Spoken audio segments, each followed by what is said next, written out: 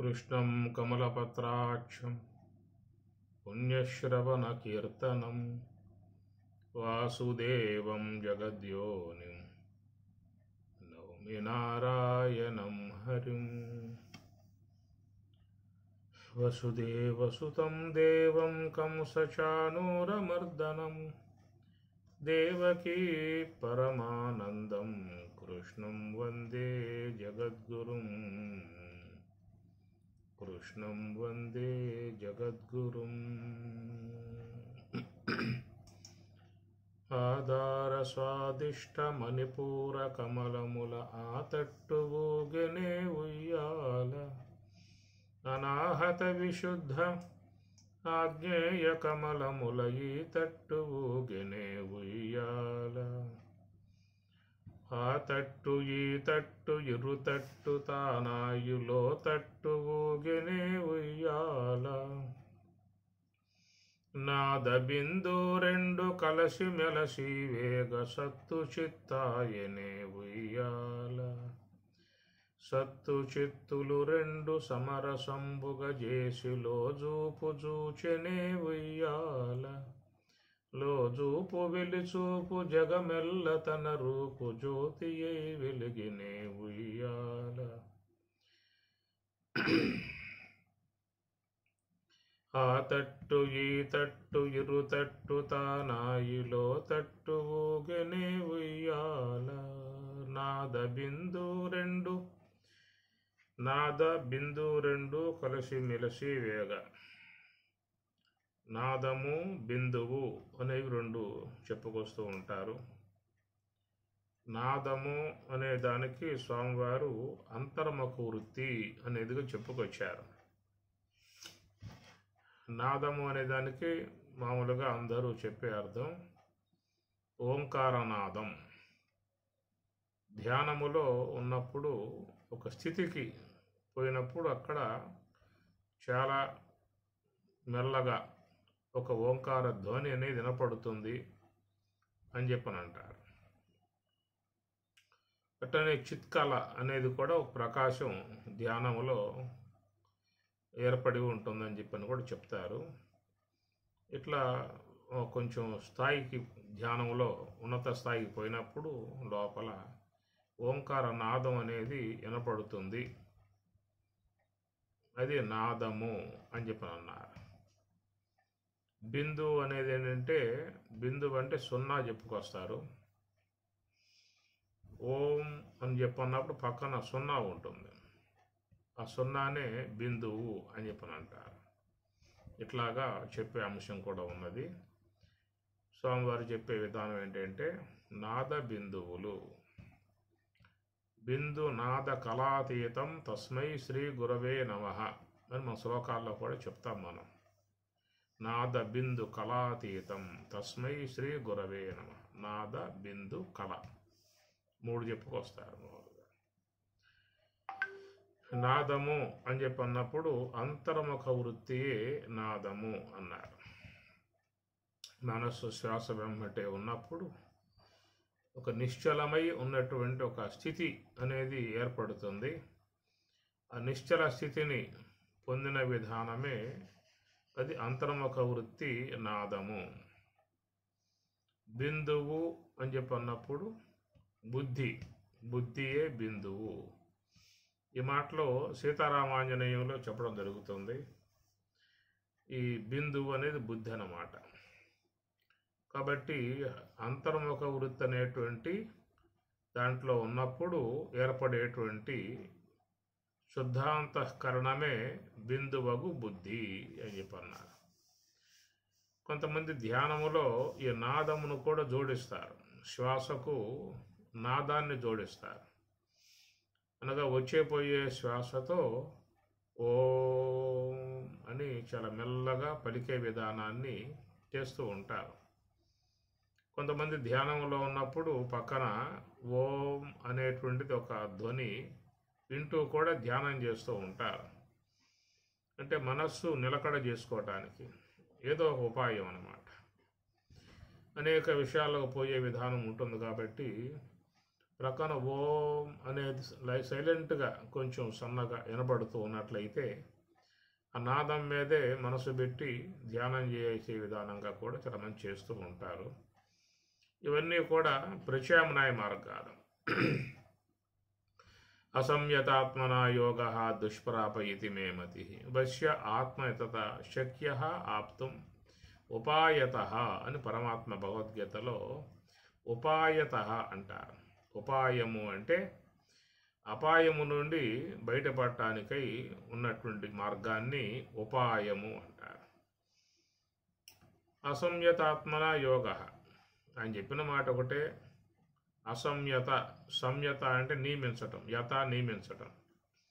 అసంయత ఆత్మన యోగ దుష్ప్రాప, ఎవరు మనస్సుని నియమించరో, నిలకడగా పెట్టరో వాళ్ళు యోగ స్థితిని పొందటం దుష్ప్రాప, సాధ్యం కానటువంటి విషయము అన్నాడు.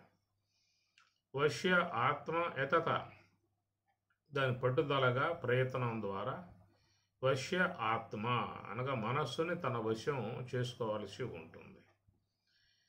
కాబట్టి తన వశం చేసుకునే విధానంలో ఆయన చెప్పిన మార్గం ఏంటి? కృష్ణ పరమాత్మ ఉపాయత, ఏదో ఒక ఉపాయం పెట్టుకోవయ్యా అన్నాడు. కనుక ఎవరికుండే ఉపాయాలు వాళ్ళు పెట్టుకోమని చెప్పని అంటాడు. ఏదో రకంగా నీవు సంయత, మనస్సుని బాగుగా సంయత, తన వశమయ్యే విధానంగా చేసుకోవాల్సి ఉంటుంది. ఎవరు మోక్షాన్ని అపేక్షించి ఉన్నారో, ఎవరు బ్రహ్మానందాన్ని కోరి ఉన్నారో, ఈ జన్మలోనే ఆ పరిపూర్ణ స్థితిని పొందాలన్న అపేక్ష కలిగి ఉన్నారో వాళ్ళందరూ కూడా ఈ పని తప్పనిసరిగా చేయాల్సి ఉంటుందనేటువంటిది. ఇది చేయకుండా మీకు స్వరూపానుభవం కలగటం అనేటువంటిది సాధ్యం కాదు. దుష్ప్రాప ఇతి మే మతి అన్నాడు చివరిలో. ఈ పని చేయకుండా మీరు స్వరూప అనుభవము, మోక్ష స్థితిని, కర్మరాహిత్యాన్ని, అజ్ఞానరాహిత్యాన్ని పొందటం, దుష్ప్రాప పొందటం సాధ్యం కాదనేటువంటిది మే మతి, నా అభిప్రాయము అంటాడు కృష్ణ పరమాత్మ. నా అభిప్రాయము అంటాడు. కాబట్టి ఎవరు మోక్ష స్థితిని అపేక్షిస్తూ ఉన్నారో, స్వరూప అనుభవం కోరి ఉన్నారో, సమస్త కర్మల నుంచి విడబడటానికి ఇచ్చగలిగి ఉన్నారు, వాళ్ళు తప్పనిసరిగా చేయాల్సి ఉంటుంది. ఒకవేళ చేయకపోతే ఏమవుతుంది? మళ్ళా భవసాగరం ఏదాల్సిన పరిస్థితి.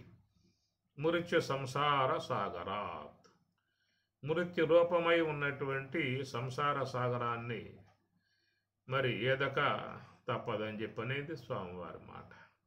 భవసాగరం అన్నారు, మృత్యురూప సంసార సాగరం అని. ఇలాగా అనేక పేర్లు పెట్టినప్పటికి కూడా ఉన్నది ఏమిటంటే జాతస్య హి ధ్రువో మృత్యు ధ్రువం జన్మ మృతస్య తస్మాదపరిహార్యార్థి. పుట్టినవాడు పోక తప్పదు, పోయినవాడు రాక తప్పదు. ఇది అనివార్యమై ఉన్నటువంటి విధానం విశ్వంలో ఏర్పడి ఉన్నది. కనుక దాని నుంచి బయటపడాలనే అపేక్ష ఎవరైనా కలిగి ఉంటే మాత్రం తప్పనిసరిగా ఈ యొక్క మార్గం అవలంబించాల్సి ఉంటుందని చెప్పనంటూ అసంయతాత్మన యోగ దుష్ప్రాప ఇది. మనో సంయమనం అనేది గావింపకుండా ఎవరో కూడా స్వరూప స్థాయికి పోయే అవకాశం అనేది లేదు అని. మరి అలాగా మరి మనస్సు నిగ్రహణ చేసి హంస యొక్క ఆశ్రయంలో దాన్ని ప్రవేశింపజేసి మరి ఆ సాధన చేద్దాం అని చెప్పనేది ఉత్సాహం కలిగి ఉన్నా కానీ అక్కడ కొంచెం సమస్యలు ఎదుర్కోవాల్సిన పరిస్థితి ఏర్పడుతూ ఉన్నది. మనస్సులో చేరి ఉన్న సంస్కారాలు, మనస్సులో చేరి ఉన్న తామసిక సంబంధ అజ్ఞానం, ఇవన్నీ కూడా వాటి ప్రకోపించి మనస్సును చంచలపరచి లేదు నిద్రాణమై ఉన్న పరిస్థితి లాక్కుపోయి ఇబ్బంది పడుతున్న పరిస్థితులుగా ఉన్నాయి. కాబట్టి దానికి పరమాత్మ చెప్పిన మాట ఏంటంటే ఉపాయత అన్నాడు కదా. ఉపాయం, నీకు ఎలాంటి మార్గం సౌలభ్యంగా ఉంటుందో నువ్వు ఆ మార్గాన్ని ఎన్నిక చేసుకోవచ్చు అన్నారు.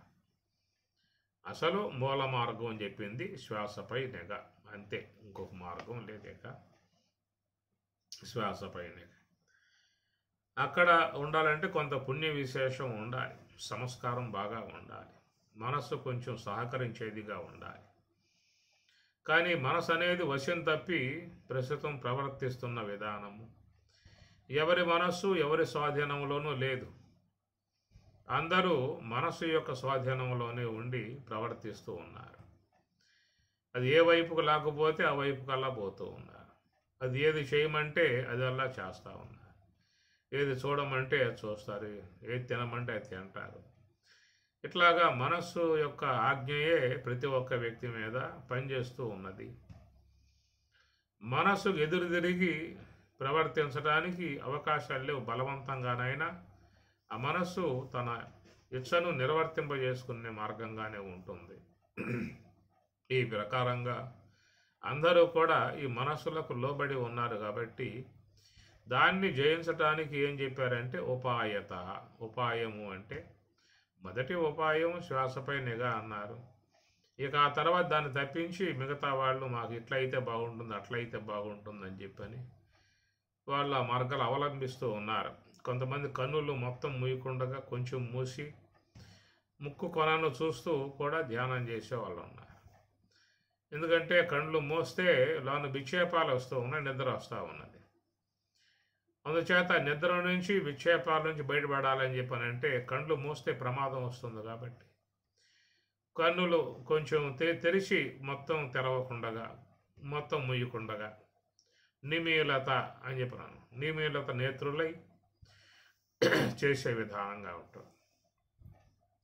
మరి కొంతమంది అయితే ఎదురుగా గోడ మీద తెల్లటి మచ్చ గీసి దాన్నే చూస్తూ కూడా ధ్యానం చేసే వాళ్ళు ఉన్నారు. మీరు బ్రహ్మకుమారి వాళ్ళని చూస్తే వాళ్ళ ఎదురుగా జ్యోతిరి బిందువు అని సన్నగా ఇలుగును పెట్టుకొని దాన్నే చూస్తూ వాళ్ళు ధ్యానం చేసే విధానం.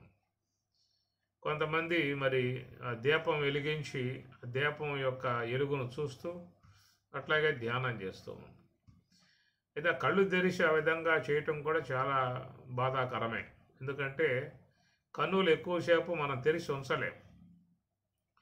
అట్లా తెరిచి ఉంచినట్లయితే ఎమ్మటే కళ్ళు మంటలు రావటము, కళ్ళ వెమ్మటే కన్నీరు కొంత నీరు కారటం ఇలాంటి జరుగుతూ ఉంటాయి. చేసి చూడండి మీరు తెలుస్తూ ఉంటాయి. ఎక్కువసేపు కన్నులు తెరిచి ఉంచితే మంటలు వచ్చేస్తాయి, కళ్ళ ఏమంటే నీళ్ళు వచ్చేస్తాయి.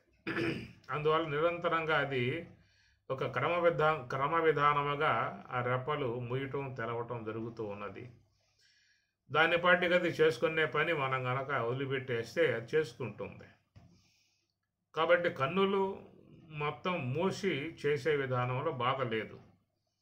కన్నులు తెరిచి చేసే విధానం బాధాకరమైన విధానం.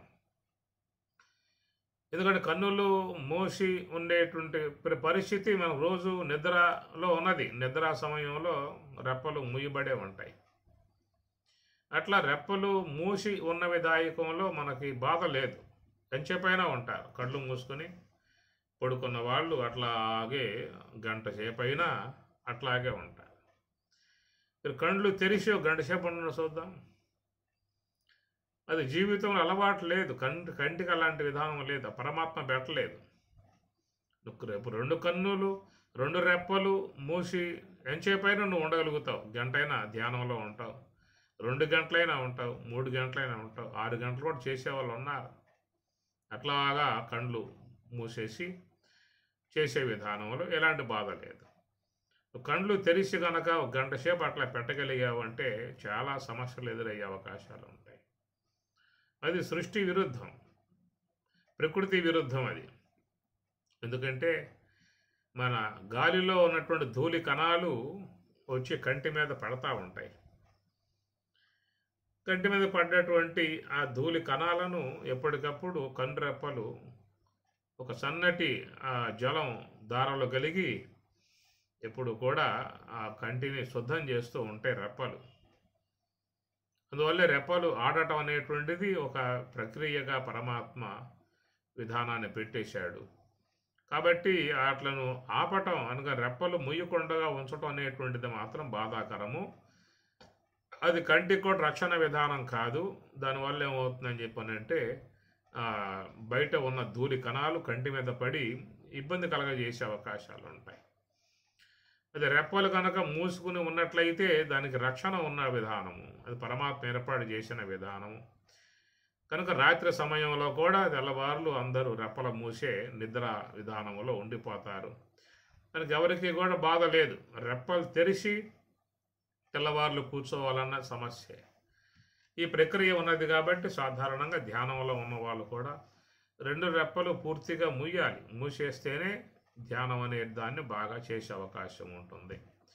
సగం తెరిచి సగం మూసి లేదా మొత్తం తెరిచి ఎదురుగా ఏదో విగ్రహాన్నో ఏదన్నా జ్యోతినో గోడ మీద తెల్ల మసనో నల్ల మసనో గీసి దాన్నే చూస్తూ చేసే విధానం కూడా కంటి విధానములో అది ఆరోగ్యకరమై ఉన్నటువంటి విధానం కాదు. అది ప్రకృతి యొక్క చట్టానికే విరుద్ధము. ఎందుకంటే మానవునికి కన్ను అనేది చాలా ముఖ్యమైనటువంటి యొక్క ఇంద్రియం.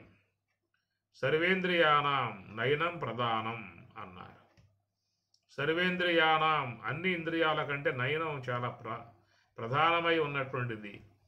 అది కనుక దెబ్బతిన్నది అని చెప్పనంటే జీవితం చాలా కుంటుపడుతుంది, వ్యవహారం కుంటుపడుతుంది, చాలా సమస్యలు వస్తాయి. కాబట్టి కంటి యొక్క విషయంలో ఎవరో కూడా పొరపాట్లను చేయకూడదు. కన్నులు చాలా మంచిగా వినియోగించుకోవాల్సి ఉంటుంది.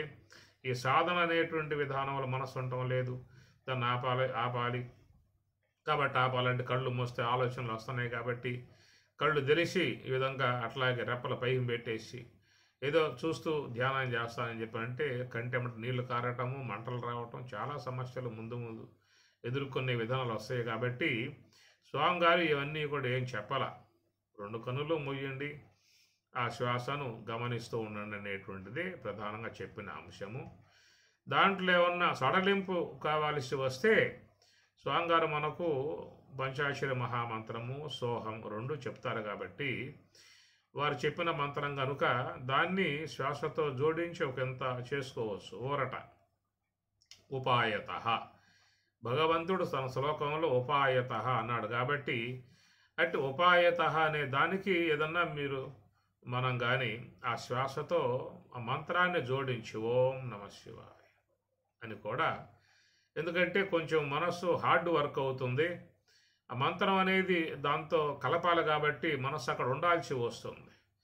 కేవలం శ్వాస గమనికలోనే ఉండాలంటే ఎమ్మటి వేమరపాటు వచ్చి ఆలోచనల్లోకి వెళ్ళిపోయే పరిస్థితి కూడా ఉన్నది. కాబట్టి ఏమరపాటుకు అవకాశం లేకుండా ఇక్కడ మంత్రం పెట్టేశావు కనుక మంత్రం నువ్వు చేయాలి కాబట్టి, జపించాలి కాబట్టి ఆ శ్వాసతోనే ఉండాల్సిన పరిస్థితి కూడా ఏర్పడుతుంది. కనుక ఇట్లా చేసుకోవడం కూడా కొంతవరకు ఉపాయత, పరమాత్మ చెప్పిన విధానంలో ఉపాయత అది ఒక ఉపాయంగా చేసుకోవచ్చు అన్నమాట. చాలామంది ధ్యాన విధానాన్ని అవలంబిస్తారు, కానీ వచ్చే ఆలోచనలు తట్టుకోలేక నిద్రమత్తు కమ్మి ఇబ్బంది పెడుతూ ఉంటే ఇది మన వల్ల అయ్యే పని కాదు, మనం చేయగలిగే అవకాశాలు లేవు. ఎవరో మహాత్ములు, సాధువులు, యోగులు ఉంటారు అరణ్యాల్లో, వాళ్ళు చేసుకునే మార్గం తప్ప మనకయ్యే పని ఇదంతా అని చెప్పని కొద్ది కాలం చేసేసిన తర్వాత శాంతం ధ్యానానికి స్వస్తి చెప్పేసి పక్కకి వెళ్ళిపోయే పరిస్థితులు ఉన్నాయి. అలాగా ఉన్నటువంటి వాళ్ళ కోసంగా ప్రత్యామ్నాయ మార్గంగా చెప్పిన మార్గం ఇది. అందుచేత వాళ్ళు ఆ విధంగా మరియు విడిచిపెట్టాల్సిన అవసరం లేదు. ఎందుకంటే విడిచిపెట్టే విషయం పరమాత్మ కూడా భగవద్గీతలో మనుష్యానాం సహస్రేషు కశ్చిత్ యతతి సిద్ధయే అని కూడా చెప్పాడు ఆయన గారు. మనుష్యానాం సహస్రేషు అనేక మంది మార్గంలోకి వచ్చినా కానీ మధ్యలో జారిపోతూ ఉన్నారు, ఈ మార్గం వదిలి దూరంగా పోతూ ఉన్నారు, శాంతం ఈ మార్గాన్ని మర్చిపోతూ ఉన్నారని కూడా చెప్పిన మాట ఉందన్నమాట. కాబట్టి ఈ విధంగా కలుగుతూ ఉన్న విషయం వాస్తవం. అందుచేత వాళ్ళకి ఏంటంటే ఒక ప్రత్యామ్నాయ మార్గాన్ని చూపించాలి.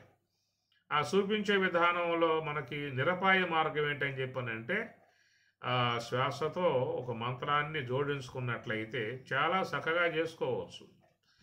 గమనించండి, దీన్ని బాగా అనుకూలంగా ఉండేటువంటి విధానము అంటే స్వామివారు చెప్పిన విధానం కాదు, ఆయన చెప్పింది శ్వాస గమనకయే అని చెప్పిన అన్నాడు. అది కృష్ణ పరమాత్మల వారు ఉపాయత, నువ్వు ఉపాయాన్ని అవలంబించైనా ఉండయా దాంట్లో శాంతం మానమాక అనేది పరమాత్మ చెప్పేటువంటి యొక్క ప్రోత్సాహం, ఉత్సాహం. అది శనై ఉపరమేత్, బుద్ధ్యా ధృతి గృహ్యతయా ఆత్మ సమస్తం మనఃకృత్వా నకించిదపి చింతయేత్ శనై శనై అన్నారు. మెల్లమెల్లగా మెల్లమెల్లగా చేయమన్నాడు. ఆయన కూడా మనకి ఒక ఉత్సాహాన్ని ఇస్తూ ఉన్నాడు. జారిపోతావేమో, దూరంగా పోతావేమో, విడిచిపెట్టేస్తావేమో, జీవితం నష్టపోతావు, విద్ధి నష్టాన్ అచేత సహా అని కూడా అన్నాడు పరమాత్మ. విద్ధి తెలుసుకొనము నష్టాన్, జీవితంలో నష్ట పొందిన వాడివి అవుతావు. స్వామివారు చెప్పిన మార్గం చేయలేనని చెప్పనే భావంతో వదిలిపెట్టి పక్కకు పోయావు అని చెప్పనంటే విద్ధి నష్టాన్ అచేత సహా, వివేకం లేకుండా మార్గం వదిలిపెట్టి జీవితంలో నష్టాన్ని పొందినటువంటి వాడివి అవుతావు. కనుక ఎంతెంత నువ్వు ఈ యొక్క ధ్యానం నీకు అనుకూలత లేకపోయినా కానీ నువ్వు చేస్తూ ఉండని చెప్పని అన్నాడు. వదిలిపెట్టమాక, కర్మణ్యేవాధికారస్తే మా ఫలేష కదాచ, వదిలిపెట్టమాక, దాన్ని చేస్తూ ఉండు. ఎక్కువసేపు చేయలేనని చెప్పిన తక్కువసేపే చేయి. శనై శనై, మెల్లమెల్లగా మెల్లమెల్లగా. దానికి మన స్వామివారు కూడా అక్షర పరబ్రహ్మ యోగంలో శ్లోకం కాడ ఆయన చెప్తాడు స్వామివారు. ఒకవేళ మీకు ఇది ఇబ్బందికరంగా అనిపించినట్లయితే ఈరోజు ఒక 10 శ్వాసల కాలం పాటు చేయండి. రేపు 20 శ్వాసల కాలం. అనగా శ్వాస లోనికి వచ్చింది, లోనికి పోయి బయటకు వచ్చింది కదా 1, అట్లా లోనికి పోయి బయటకు వచ్చింది కదా 2, కౌంట్ చేయమన్నాడు స్వామివారు. ఇది 8వ అధ్యాయంలో స్వామివారు శ్లోకంలో చెప్పారు. కౌంట్ చేయమన్నాడు.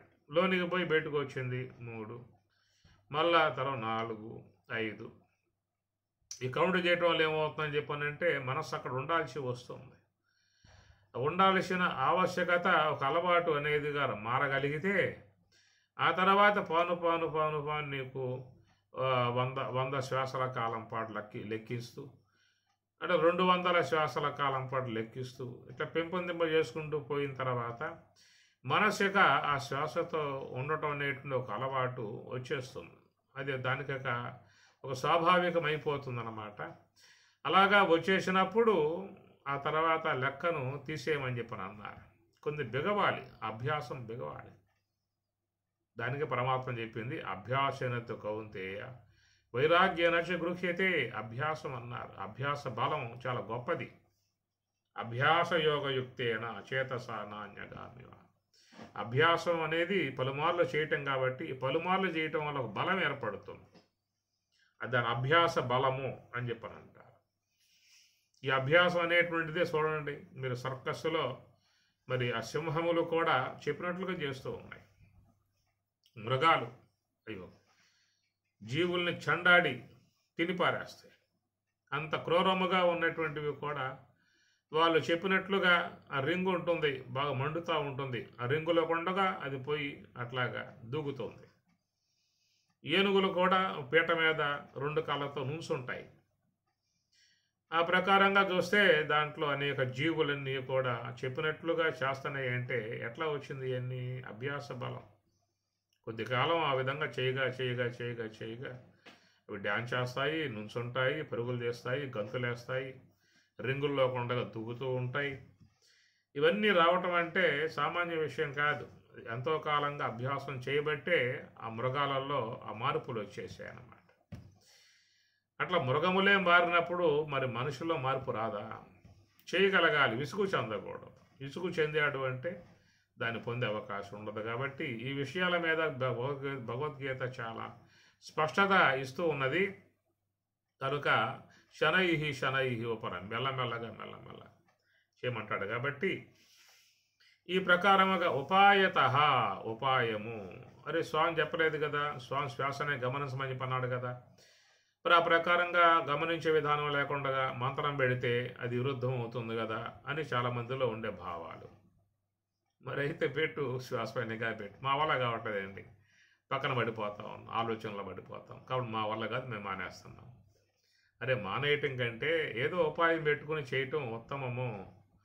మనసులో ఉన్న కల్మషాలు తొలగిపోతాయి. కల్మషాలు పోయిన పూట మనసు అట్లాగా నిలిచిపోయే పరిస్థితి ఏర్పడుతుంది. ఎందువల్ల మనసు అక్కడ ఉండటం లేదు అని చెప్పనంటే మనసులో దోషాలు ఉన్నాయి, కల్మషాలు ఉన్నాయి. ఆ కల్మషములు అనేటువంటి ఉండటం కారణంగా మరి ఆ శ్వాస వెంబటే ఈ మనస్సు అనేది ఉండలేకపోతా ఉన్నది. అది చూద్దామా. పరమ పవిత్రం పవిత్రానాం పవిత్రముయో మంగళానాంశ మంగళం. పరమ పవిత్రమై ఉన్నటువంటిదిగా చెప్పుకొచ్చారు. సాకార బ్రహ్మము అన్నారు, అంతర్యాగము అన్నారు, యజ్ఞ పదార్థం అన్నారు, భగవంతుని యొక్క సాకారం అన్నారు, ఓంకారం అన్నారు, ఈశ్వరుడు అన్నారు. ఇవన్నీ మీ యొక్క మహాకారణంలో వస్తాయి. అట్లా పవిత్రత కలిగి ఉన్నటువంటి యొక్క దాని యందు అనేక మాలిన్యములు పొంది ఉన్న మనస్సు నిలకడ లేకుండా ఉండలేక జారిపోతూ ఉంటుంది. దానికి చెప్పిన మాట నువ్వు విడిచిపెట్టకుండా ఏదో ఉపాయంతో సాధించాల్సి ఉంటుంది. అసంయత ఆత్మన యోగ దుష్ప్రాప ఇది మే మతి. అసంయత, ఎవరు మనస్సుని తన అధీనంలోకి తెచ్చుకోరో అలాంటి వారు దుష్ప్రాప, వారు అనుకున్నటువంటి పరమశాంతిని, బ్రహ్మానందాన్ని, ఆత్మసుఖాన్ని, ఆత్మైక సిద్ధిని, బ్రాహ్మీ స్థితిని, మోక్షస్థితిని పొందగలిగే అవకాశము దుష్ప్రాప సాధ్యం లేదని చెప్పనన్నారు. కాబట్టి వశ్య ఆత్మ యతతా శక్య ఆప్తం. వశ్య ఆత్మ మనస్సును వశం చేసుకున్నట్లయితే శక్య ఆప్తం, ఆత్మానందాన్ని వాళ్ళు శక్య పొందగలుగుతూ ఉన్నారు. ఎట్లా? ఉపాయత అన్నారు. కాబట్టి ఈ ఉపాయం అనేటువంటి మాట నీ సౌలభ్య విధానంలో చెప్పినటువంటి ఒక మాట. దానికి మనం చెప్పుకున్నాం కదా, ఏమిటంటే నిరపాయ మార్గంగా. ఎందుకంటే చాలామంది తెలియక ఇట్లా ఊహలతో కొన్ని మార్గాలు అవలంబించి చేస్తూ ఉంటారు. దానివల్ల కొన్ని ఇబ్బందులు వచ్చే పరిస్థితి కూడా. ఏ యొక్క పరమ ప్రయోజనం పొందేటువంటి యొక్క ఉద్దేశంతో ఉన్నామో దానివల్ల భౌతికముగా వచ్చేటువంటి యొక్క ఇబ్బందులు ఎదుర్కోవాల్సిన పరిస్థితి ఏర్పడుతుంది. దానికి ఏం చెప్పుకున్నామంటే, 2 కన్నులు బాగా ఒకసాటగా లాగి భృగుటి మధ్యంలో చూపు పెట్టే విధానంగా చేస్తూ ఉంటారు. ఆ విధంగా లాగటం వల్ల కంటిలో ఉన్న నరాలు సన్నటిగా ఉంటాయి కాబట్టి అవి కొంచెం తెగిపోయే పరిస్థితి కూడా ఉంటుంది. దానివల్ల చూపుకి ఇబ్బంది కలిగే అవకాశం ఉత్తరోత్తర, ఇప్పుడు ఈ పూటే ఉండదు, ఉత్తరోత్తర దానివల్ల కొంత దాని మీద ప్రభావాలు ఉంటాయి. ఎందుకంటే సృష్టి విధానంలో ఒక సెట్ అయిపోయి ఉన్నది, ఒక పద్ధతిని అవలంబింపబడి ఉన్నాయి. అవి మనం ఏదో ప్రయోజనం కోసంగా అని చెప్పేసి అని ఆ విధంగా ఉన్నటువంటి ప్రకృతి సంబంధమై ఉన్న అంశంలో చేయబెట్టి 2 కన్నులు బలవంతంగా ఒక చోటికి లాక్కొచ్చి భృగుటి మధ్యంలో చూపు పెట్టాలనేటువంటి ఉద్దేశంతో చేసినప్పుడు కనుక లోన ఉన్న సిస్టమ్ దెబ్బతినే పరిస్థితి ఏర్పడుతుంది. కంటి చూపుపై ఆ ప్రభావం పడే అవకాశం ఉంటుంది. ఇలాంటివన్నీ కూడా చాలామంది అంత లెక్క ఆలోచన చేయరు. భృగుటి మధ్యంలో పెట్టమన్నారు, పెట్టేస్తా. ముక్కు కొనపై పెట్టమన్నారు, పెట్టేస్తా అన్నప్పుడు 2 కన్నుల దగ్గర లాగాలంటే లోన ఉన్నటువంటి సిస్టమ్ ఒప్పుకోదు. అవన్నీ కూడా తర్వాత కాలంలో ఇబ్బంది కలిగే అవకాశం ఏర్పడుతుంది. కాబట్టి నిరపాయమై ఉన్నటువంటి యొక్క మార్గంగా నువ్వు పోవాలే తప్ప అపాయం కలిగేటువంటి యొక్క వాట్లను అవలంబింపరాదు. వస్తూ పోతూ ఉన్న శ్వాసను గమనించటం అది నిరుపాయ విధానము. కొంతమంది శ్వాసలు బంధించటం, ప్రాణాయామం కూడా చేస్తూ ఉంటారు. ఈ ప్రాణాయామ ప్రక్రియ కూడా మరి కొంతవరకు ఇబ్బంది కలగజేసేటువంటి పరిస్థితే. ఎందుకంటే ఒక క్రమబద్ధం కలిగి శ్వాస గమనం చేస్తూ ఉన్నది. ఒక గమనం రాత్రి పగలు నిద్రలో మెలకువలో కూడా తనకంటూ ఒక ప్రత్యేకమైనటువంటి యొక్క స్థితి ఆ శ్వాసకు ఉన్నది. అది గమనం చేస్తూ ఉన్నది. ఆ చేసే గమనాన్ని నువ్వు ఆటంకపరిచినట్లయితే దానివల్ల కొన్ని సమస్యలు కూడా వచ్చే అవకాశం ఏర్పడుతుంది. ఈ విషయం గతంలో కూడా మీకు చెప్పడం జరిగింది. ఎందుకని చెప్పనంటే శరీరములో ఉన్నటువంటి యొక్క బ్యాక్టీరియా సంబంధ కణజాలాన్ని మరి దేహాన్ని శోధించి ఎక్కడెక్కడో ఉన్నటువంటి యొక్క ఆ కణాలను తీసుకొచ్చి మరి బయట పోస్తున్న విధానం అపాన వాయువు అన్నమాట. దాన్ని అపానం అన్నారు. అనగా చెడు గాలి బయటకు వచ్చి పడతా ఉన్నది. లోనికి పోయేది ప్రాణం, మంచి గాలి లోనకు పోతా ఉన్నది. లోనికి పోయిన గాలి, ఆ మంచి గాలే ఏమైపోయిందని చెప్పనంటే లోన ఉన్నటువంటి కల్మషాలని తీసుకొచ్చి బయట పోసే విధానం. కాబట్టి మాలిన్యం అయిపోయి అపాన శక్తి అని చెప్పాను. కాబట్టి ప్రకారంగా అనుక్షణము కూడా దేహంలో ఏర్పడేటువంటి అనారోగ్యకరమై ఉన్నటువంటి కణజాలాన్ని బయటకు పోస్తున్న పరిస్థితి. కాబట్టి ఎప్పుడైతే నువ్వు సాధన అనేటువంటి విధానంలో దానికి ఆటంకం కలగజేసావు అంటే లోన జరిగేటువంటి ఇక ప్రక్రియకు మనం ఆటంకపరిచినటువంటి వాళ్ళం కూడా అయినట్లు అవుతాం.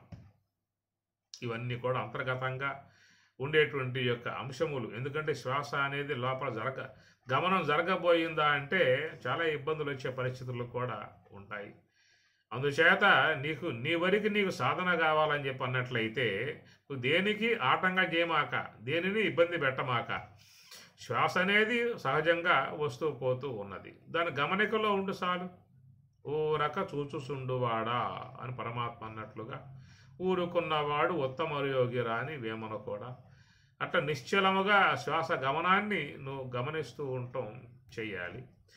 అలాగా చేయటంలో నీకు ఏదైనా ఆలోచనలు, నిద్ర అలాంటివన్నీ ఇబ్బంది కలగజేసేవిగా ఉన్నట్లయితే దానికి ప్రత్యామ్నాయ మార్గంగా చెప్పింది ఓ మంత్రాన్ని ఆ శ్వాసతో జోడించుకో. నీ ఇష్టదైవం, నీ ఇష్టం, అమ్మవారు, స్వామివారు, ఏదో ఒక మంత్రాన్ని ప్రత్యామ్నాయంగా పెట్టినట్లయితే నీకు ఆ శ్వాస యందే నిలకడగా నిశ్చలముగా ఉండే విధానం అనేటువంటిది ఏర్పడుతుంది. దాన్ని ఉపాయము అన్నారు.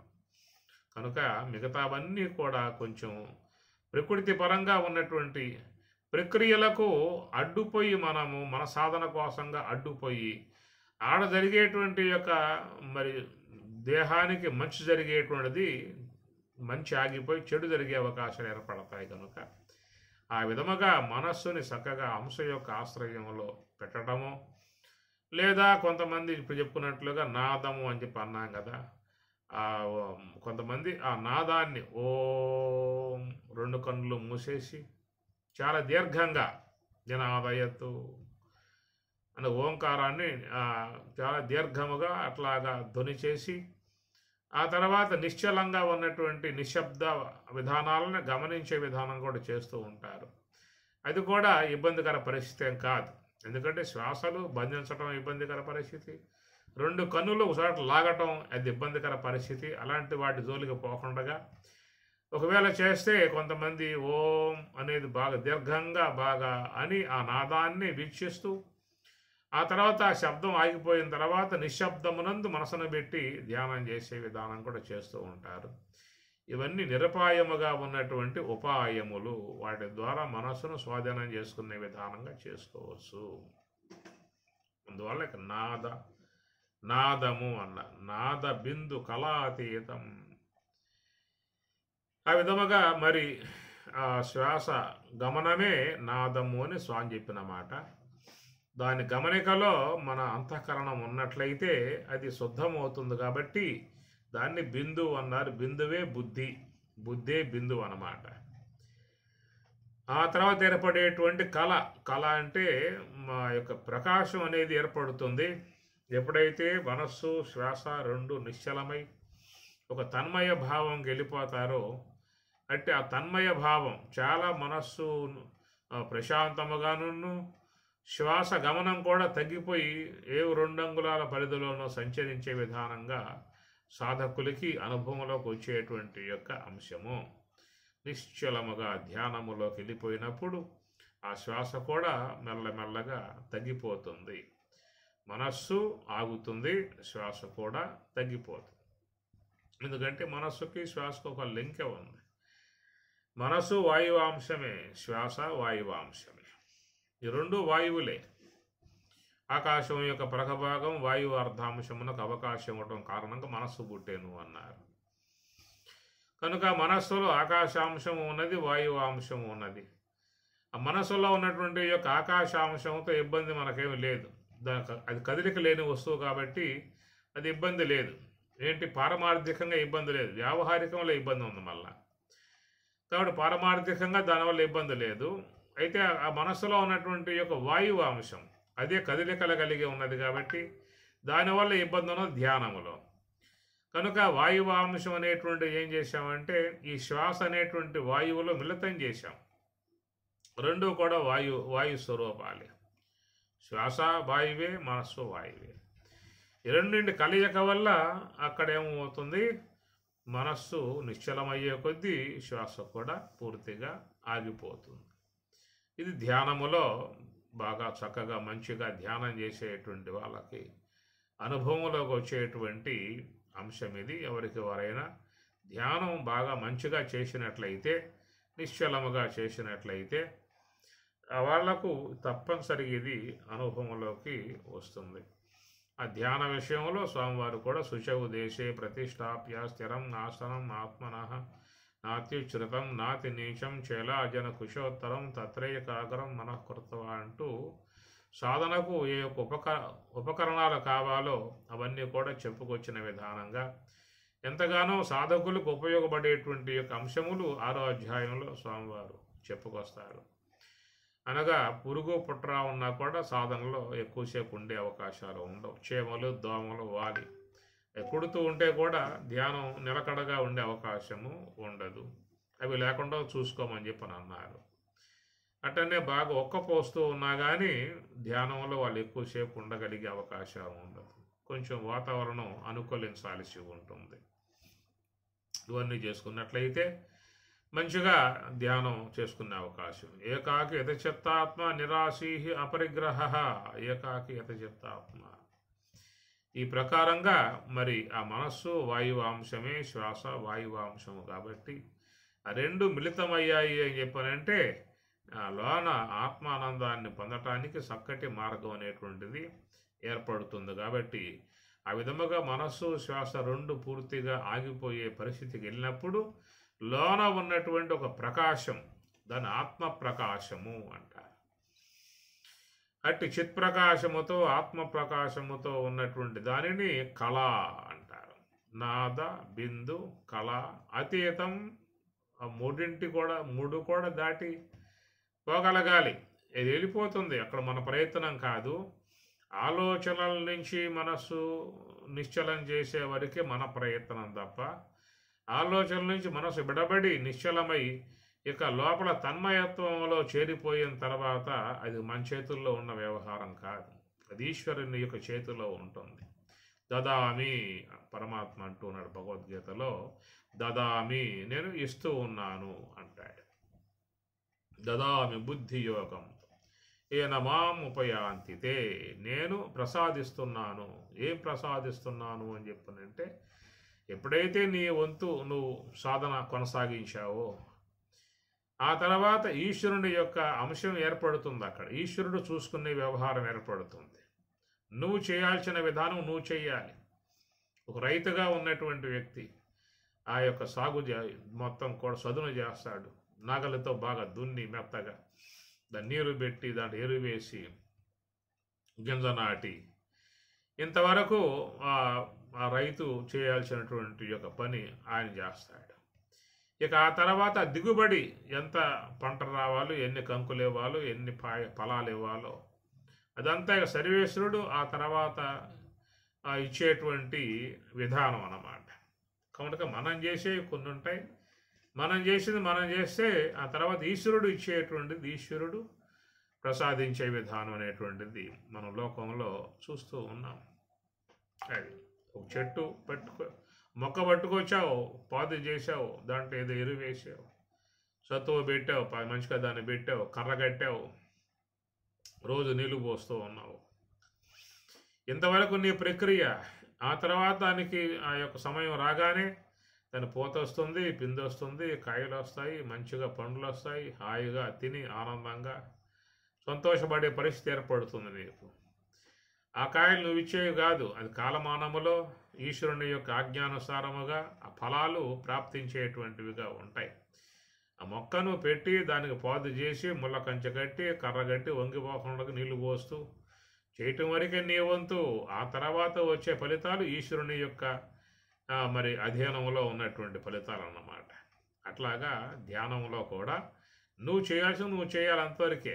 ఆ మనస్సు నిశ్చలముగా ఉండేట్లుగా, ప్రశాంతముగా, శ్వాస గమనికలో ఉండేట్లుగా ఎంతవరకు చూస్తున్నావు అని చెప్పనంటే ఆ తర్వాత మనస్సు అనేది శుద్ధమై హంసలో మిళితమై అది శ్వాస పూర్తిగా తగ్గే స్థితికి ఏర్పడ్డప్పుడు ఆ తర్వాత ఉన్నటువంటి యొక్క తురియ యోగ సమాధి కానీ ఆ దేవభూములలో పోవటం కానీ, మనస్సు పూర్తిగా బ్రహ్మానందంలో మునిగిపోవటం కానీ, నీలో తన్మయత్వం అనేది రావటం కానీ, దేహం పూర్తిగా జడమై నిలిచిపోవటం కానీ, నిశ్చలముగా లోపలంతా కూడా ఇంద్రియాలన్నీ కూడా కదలికలు లేకుండా ఉండిపోవటం కానీ, ఓ తన్మయ భావన కానీ, ఇలాంటివి చాలా సాధనలో సాధకునికి తెలియబడే విధానంగా వస్తాయి.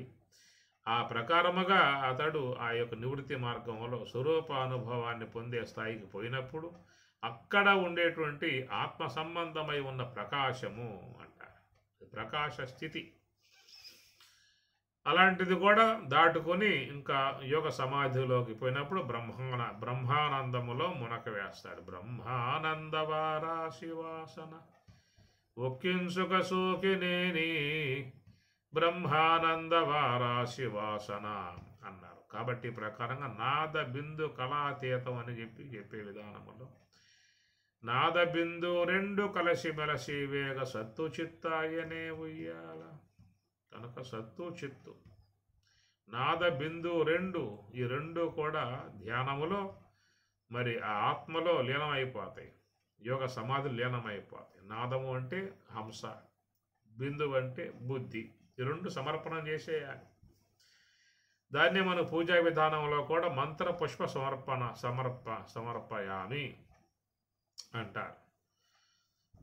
ఆ పూజా విధానం అంతా పూర్తి అయిపోయిన తర్వాత లాస్ట్లో ఆరతి అంతా ఇచ్చి ప్రసాదాన్ని వినియోగం చేసి అట్లా చేతులతో అక్షతలు పుష్పాలు పెట్టుకొని ఇక మంత్ర పుష్పోచ్చారణ చేస్తారు. సహస్ర శీర్షం దేవం విశ్వాచం విశ్వశంభువం విశ్వం నారాయణం దేవమక్షరం పరమం పదం విశ్వతః పరమా నిత్యం విశ్వం నారాయణగం హరి విశ్వమే వేదం పురుషేశ్వం ఉపజీవతి పతిం విశ్వస్యాత్మేశ్వరకం శాశ్వతకం శివమచ్యుతం నారాయణం మహాజ్ఞేయం విశ్వాత్మానం పరాయణం నారాయణ పరో జ్యోతిరాత్మా నారాయణ పరః నారాయణ పరం బ్రహ్మ తత్వం నారాయణ పరః అని ఇట్లా నారాయణ ఉపనిషత్తు అన్నమాట. దీన్ని ఇదంతా చదివి చివరిలో చక్కగా మరి మంత్రపుష్పం సమర్పయామి అంట.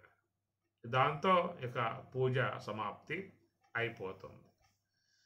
ఇక అయిపోయాక తీర్థ ప్రసాదాలు అన్నమాట. అప్పటికే చక్కెర పొంగళ్ళు గొగ్గీలు రెడీ చేసి పెట్టుకుంటారు.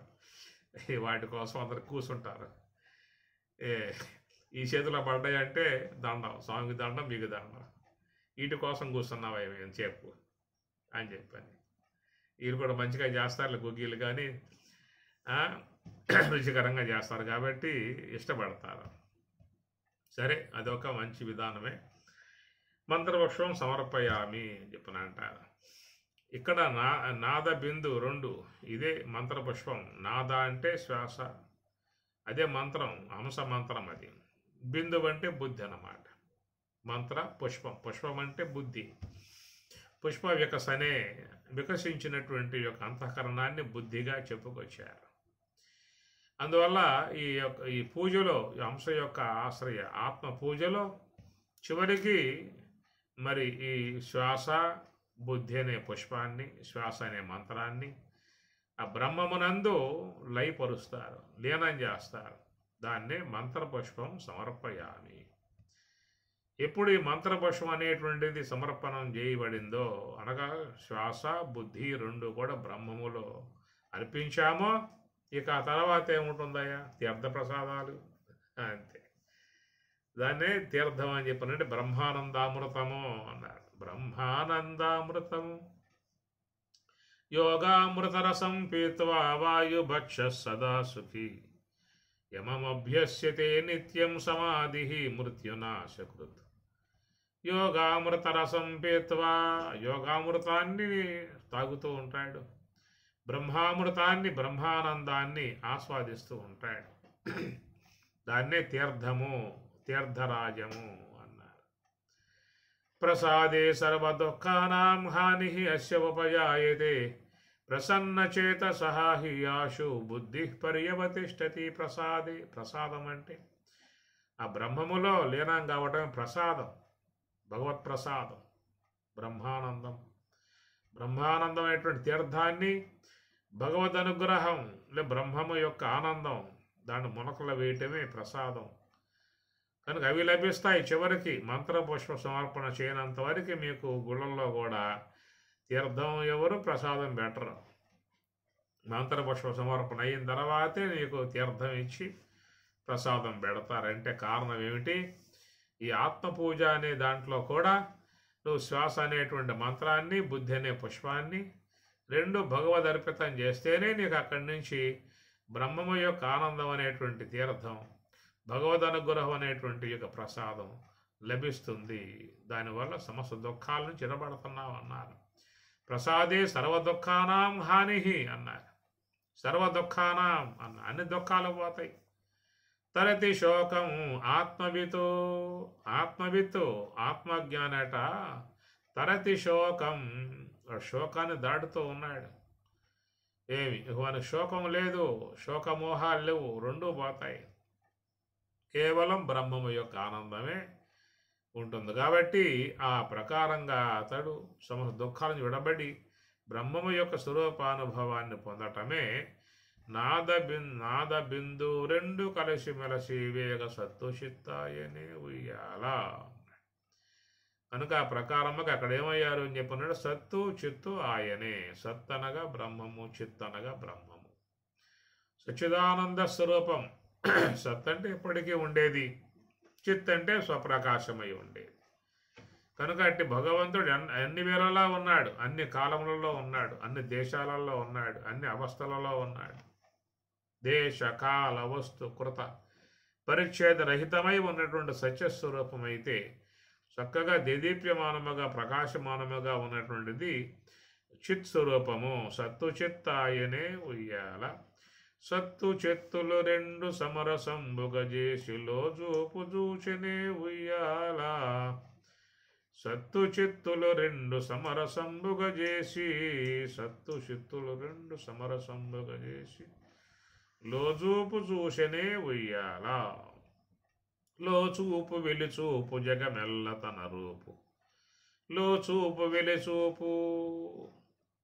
ఏమి ఆ తట్టు ఈ తట్టు ఇరుతట్టు తానాయులో తట్టు. ఆ తట్టు ఈ తట్టు, ఈ తట్టు అంటే ఈ ప్రపంచం వైపుకి, ఆ తట్టు అంటే బ్రహ్మం వైపుకి అన్నమాట. మరిపూరక స్వాధిష్టాన అనాహత, ఇట్లా బ్రహ్మ విష్ణు శివ ఈ మూడు, స్థూలదేహ సూక్ష్మదేహ కారణదేహ. ఈ వైపుకి హంస సంచారం జరిగినప్పుడు ఈ తట్టు ఊగుతూ ఉంటుంది. దానివల్ల జాగ్రత్త అవస్థ, స్వప్నావస్థ, సుషిప్త అవస్థలు ఏర్పడుతూ ఉంటాయి. ఈ తట్టు ఊగటం అనేటువంటిది ఏంటంటే అందరూ ఇహం వైపుకే, అనగా స్థూల దేహంతో జాగ్రత్త అవస్థ, సూక్ష్మ దేహంతో స్వప్నావస్థ, కారణదేహంతో సుషిప్తి అవస్థ, ఇట్లా అవస్థ త్రయములో సంచరించే విధానముగా అందరూ ఉన్నారు. కాబట్టి ఈ వైపు ఊగుతూ ఉన్నారు. ఆ తట్టు అన్నారు. ఆ తట్టు అని చెప్పనంటే అది మూలాధార, విశుద్ధ, ఆజ్ఞ, సహస్రారం లోనికి పోయే విధానం. కనుక మూలాధారముకు హంస యొక్క ఆశ్రయం ద్వారా విశుద్ధ చక్రం అంశమును పొంది, విశుద్ధ చక్రము నుంచి ఆజ్ఞాచక్రం వైపుకి. ఆజ్ఞాచక్రం అంటే భృకుటి మధ్యం, సుషుమ్నా ద్వారం, భుకుటి మధ్యం అనేది అది ఆజ్ఞాచక్రం. అక్కడ పరమాత్మ ఉన్నాడని చెప్పిన అన్నారు. అందు పరమాత్మకు సహస్రంబును ఆజ్ఞాచక్రం బొప్పు. అందు పరమాత్మకు సహస్రంబును అటు ఆజ్ఞాచక్రంగా ఉన్నటువంటిది పరమాత్మ యొక్క స్థలము అన్నారు. దాని నుంచి కొంచెం లోనకు పోయాము అంటే ఇది బ్రహ్మరంధ్రము, సహస్రారము బ్రహ్మరంధ్రము అన్నారు. కాబట్టి ఆ తట్టు వైపుకి యోగులు పోతారు, ఈ తట్టు వైపుకి సామాన్యులు పోయే విధానంగా ఉంటుంది. ఈ శ్వాస మాత్రం రెండు తట్లు తిరుగుతూనే ఉన్నది. ఆ తట్టు ఈ తట్టు ఇరు తట్టు కనుక ఈ శ్వాస గమనం మాత్రం రెండు వైపులకి పోతూ ఉన్నది. కానీ మనం పోతుందో మాత్రం ఒకవైపుకే. ఈ తట్టు అనగా స్థూల దేహం ద్వారా జాగ్రత్త అనుభవం, సూక్ష్మ దేహం ద్వారా స్వప్నానుభవం, కారణదేహం ద్వారా సుషుప్తి అనుభవం అనేది ఈ మూడు అవస్థలకు సంబంధించిన విధానాలుగా మనం పోతూ ఉన్నాము. అయితే శ్వాస అనేది మాత్రం ఆ వైపుకు కూడా పోతూ ఉన్నది. ఆ వైపుకు పోయి ఈ వైపుకు వస్తూ ఉన్నది. దాంతో మనం ప్రయాణం చేస్తే మనం కూడా ఆ వైపుకు పోయే అవకాశం ఉంటుంది. మనం దాంతో ప్రయాణం చేయట్లేదుగా. మనం కేవలం ఈ మూడింటితోనే కలిసి ఉన్నామే తప్ప శ్వాస యొక్క ఆశ్రయంలో కలిసి ఉంటే ఆ తట్టు ఆ వైపుకు కూడా పోయే అవకాశం అనేది ఏర్పడుతుంది. ఆ వైపుకు పోయినటువంటి వారే మహాత్ములు. దాన్ని సోహం అన్నారు. ఆ వైపుకు పోతే సోహం అంటారు, ఈ వైపుకు పోతే హంస అని చెప్పని అన్నారు. దాని ద్విజాత రెండవ పుట్టుక అన్నారు. రెండవ పుట్టుక పొంది ఉన్నటువంటి దానిని వాళ్ళని ద్విజులు అనే మాటగా వాళ్ళు బ్రాహ్మణ వాళ్ళని ద్విజులు అన్న రెండవ పుట్టుక పొందినటువంటి వారు కనుక వాళ్ళు సోహము యొక్క అంశంలో చేరారు. ఈ సోహము యొక్క అంశంలో చేరారు కాబట్టి వాళ్ళు ద్విజులు కాగలిగారు. ఆ సోహం కాకుండా హంస యొక్క భాగంలో మాత్రమే చేరినట్లయితే వాళ్ళు ప్రథమ మొదటి పుట్టుకగా ఉన్నటువంటి వారు. అందరూ లోపల మొదటి పుట్టుకే కలిగి ఉన్నారు. ద్విజులు బ్రాహ్మణుల వాళ్ళను మనం ద్విజులు అని చెప్పని అంటాం. వేద పాఠేన విప్రశ్య కర్మణ జన్మనా జాయితే శూద్ర కర్మణ జాయితే ద్విజ కర్మణ జాయితే ద్విజ వేద పాఠేన విప్రశ్య బ్రహ్మజ్ఞానేన బ్రాహ్మణ అని కూడా చెప్పుకొచ్చారు. జన్మనా జాయితే శూద్ర జన్మత వచ్చిన శూద్రత్వము అన్నారు. అది కర్మనా జాయితే ద్విజ కర్మ ద్వారా మాత్రమే జాయితే ఏర్పడుతున్నది ద్విజ అంటే రెండవ పుట్టుక. కర్మనా జాయితే కర్మణ తృతీయ భక్తి యొక్క వచ్చినది. కర్మణ కర్మ చేత ఏమిటా కర్మ అని చెప్పనంటే హంస యొక్క ఆశ్రయంలో ఉన్నటువంటిది దాన్ని కర్మ చేత. దాన్ని బ్రహ్మ కర్మ అని స్వామి చెప్పారు. బ్రహ్మ కర్మ సమాధిన యోగ సమాధిని పొందింపజేసేటువంటి బ్రహ్మ కర్మ అని అన్నారు. ఆ ప్రకారముగా ఆ కర్మన జాయితే ద్విజ దాని ద్వారా వాళ్ళు ద్విజులయ్యారు అన్నారు. ద్విజ రెండవ పుట్టుక. ప్రథమ పుట్టుకలో జీవత్వం ఉంటుంది, రెండవ పుట్టుకలో ఈశ్వరత్వం ఏర్పడుతుంది. కాబట్టి ఈశ్వరులయ్యారు అని అర్థం.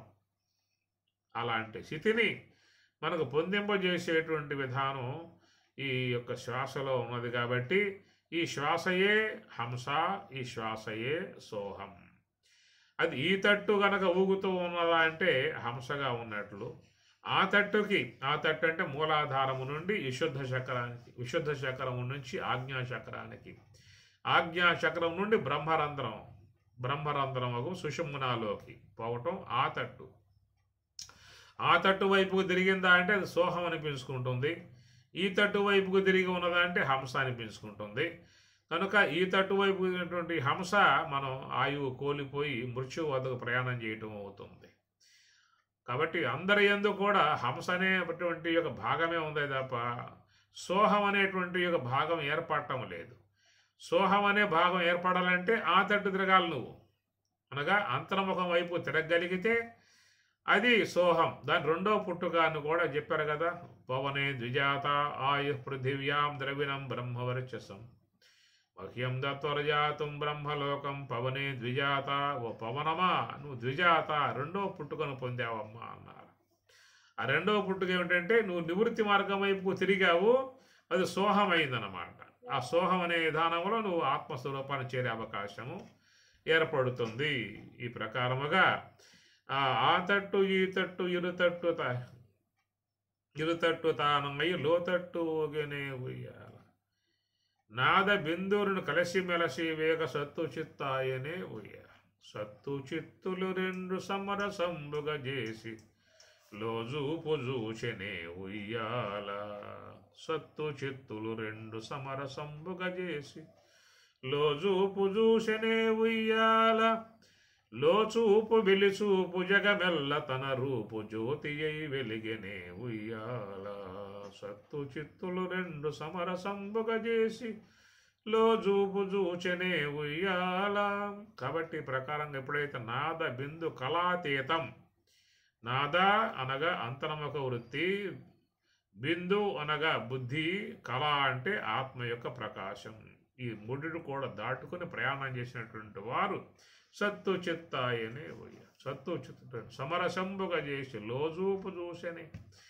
ఇక వాళ్ళు ఎప్పుడూ కూడా అంతర్ముఖులై బ్రహ్మమును అవలోకన చేస్తూ ఉండటమే వాళ్ళ పని. కనుమూసిన గనుదరచన ఘన సత్య సుఖమయాత్మ అన్నారు ఆంజనేయ స్వామి వారితో రామచంద్రుల వారు. కనుమూసిన కనుదరచన ఘన సత్య సుఖమయాత్మ. మహాత్ములట నిరంతరంగా వాళ్ళకి కను మూసిన కను తెరచిన ఆ స్వరూపము యొక్క సంబంధమై ఉన్న అనుభవంలో ఆ విధముగా అట్లాగా వాళ్ళు ఉండిపోయే విధానం ఏర్పడుతుంది. అది కనుక రాకపోయిందా అంటే కనుమూసిన కనుదరచన కనపడు వెలిలో మనోవికారమే వత్స అంటే ఆత్మ యొక్క సంబంధ అనుభవం కనుక కలకపోయిందా అని చెప్పనంటే కనుమూషణ కనుదరచన కనపడు వెలిలో వెలిలో వెలి బయట లోపల మనస్సు సంబంధ వికారాలే. మనో సంబంధ వికారాలు ఎప్పుడు కూడా మరి గుణాలు, గుణ సంబంధ వికారాలు. దంభో దర్పోభిమానశ్చ క్రోధ పౌరుషం ఏవచ అజ్ఞానంచ అభిజాతస్య పార్థ సంపదం ఆసురీ సంబంధమైన గుణాలతో విరుద్ధమై ఎప్పుడూ కూడా మనసు యొక్క వ్యాకులత, చింతలతో, గొడవలతో, అశాంతితో, బాధలతో అలమటించే విధానముగా ఉండేటువంటిది అన్నారు. ఎవరికని చెప్పానంటే, ఎవరు స్వరూపము యొక్క అనుభవం వైపు ప్రయాణం చేయరో, కేవలం భౌతికంగా మాత్రమే జీవితం గడుపుతూ ఉంటారో, అలా గడిపేటువంటి వారికి కనుమూషణ కనుదరచన కనపడు వెలిలో మనోవికారమే వత్స, మనస్సు యొక్క సంబంధ వికారాలతోనే వాళ్ళ జీవనం అంతా కూడా జరిగిపోయే విధానం ఏర్పడుతుంది. కాబట్టి కనుమోషణ గనుదరచన ఘన సచ్చి సుఖమయాత్మ, అది అలాంటి స్థితి మరి యోగులై ఉన్న వాళ్ళకు వస్తుంది. అడుగడ్గునకు మాధవాను చింతన సుధా మాధుర్యమున మేను మరసువాడు ప్రహ్లాదుడు అట ఆయన నిరంతరముగా బ్రహ్మావలోకనం చేసుకుంటూ అడుగడ్గునకు మాధవాను చింతన సుధా మాధుర్యమున మేను మరసువాని అంభోజ గర్భాదులభ్యసింపగలేని హరిభక్తి పొంభావమైన వాని మాతృగర్భము జొచ్చి మొన్నది మొదలుగా చిత్తమచ్యుత మీద చేర్చువాని అని భాగవతం కొనియాడుతూ ఉన్నది. ప్రతి నిమేషము పరబ్రహ్మంబు వీక్షించి మది చొక్కి వెలుపల మరసువాడు గెరవరాశి మాయనంగీకరించిన భంగి వసనంబు గట్టగబొచ్చువాడు అని ప్రకారంగా మహాత్ముల యొక్క అనుభవాన్ని కొనియాడుతూ ఉన్నటువంటి విధానం శాస్త్రాలలో మంచిగా ఉన్నటువంటి యొక్క అంశము.